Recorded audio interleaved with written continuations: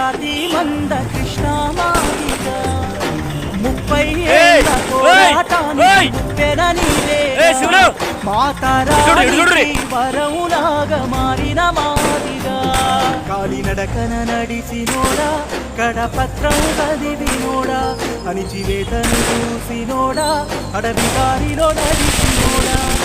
పండుతున్న డప్పుల మీద నిప్పుల తరుగును వేసిన వాడ దళిత దండును నడిపి గుండెల నిండా నిలిచిన వాడ మాదిగ జాతి ఖ్యాతి మంద